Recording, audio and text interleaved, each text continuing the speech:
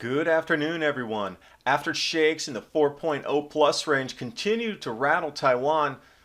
Cold surge advisory yesterday and today, and brought to my attention the earthquakes offshore of Hualien 13 miles seem to match up with an unnamed volcano which erupted during the Dalton Minimum.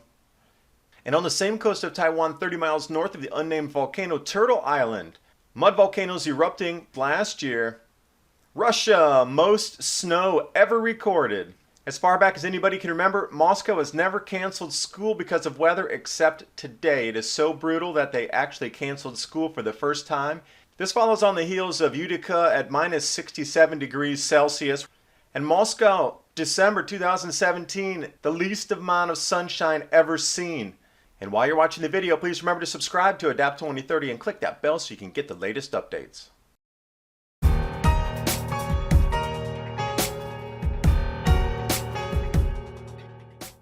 Those of you that have seen in the international news the 6.4 that shook buildings off their foundation in eastern Taiwan around Hualien, the aftershocks are continuing.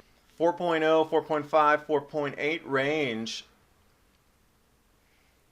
And even through the 7th, these aftershocks continue by the dozens.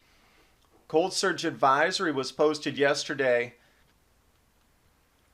And I want to bring it over to the USGS. While I was surfing last night to put together the story here, that blue dot is where one of the larger quakes at 5.7 happened.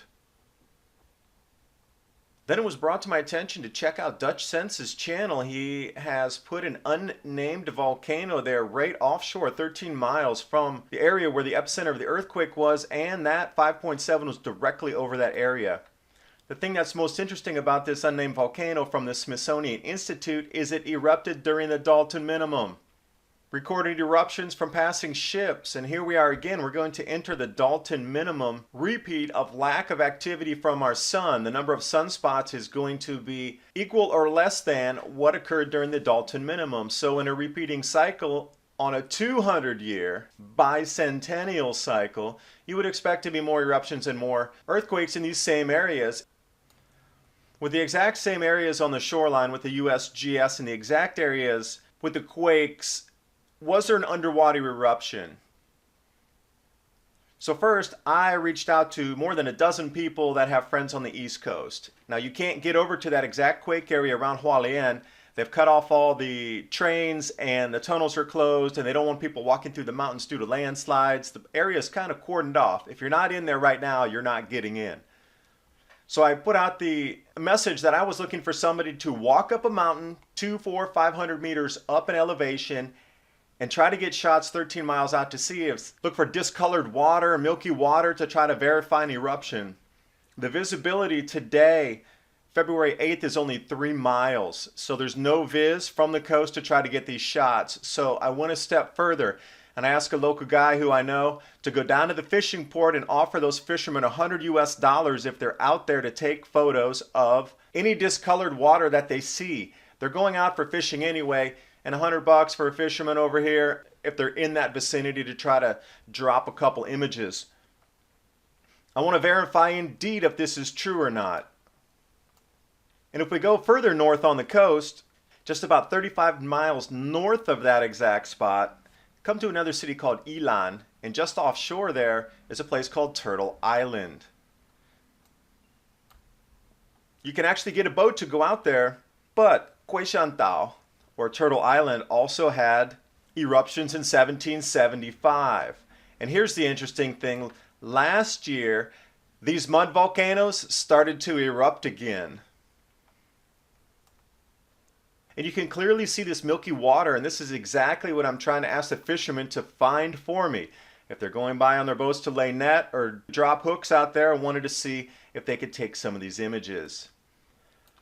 But the Turtle Island mud volcano system turned on last year too. Pretty interesting on the timing that we're entering into a grand solar minimum. Also, talking about Russia, Moscow. It's used to snow. It's used to cold. People are hard up there. They're used to the elements. 6 months of the year, it is frozen up there. But something strange has happened. It is the all-time record snowfall for Moscow ever recorded.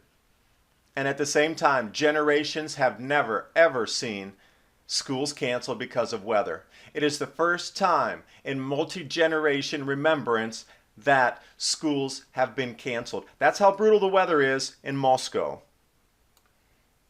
They received a full month's worth of snowfall in 36 hours, and it is the biggest snowfall on record in the meteorological history of that city. Now this follows on the heels January 16th, Yakutia at almost the full record temperature ever recorded in the country at minus 67 degrees Celsius. Again, schools canceled there too because of some of the coldest temperatures that they've ever recorded. This was 67 here on the thermometer for you.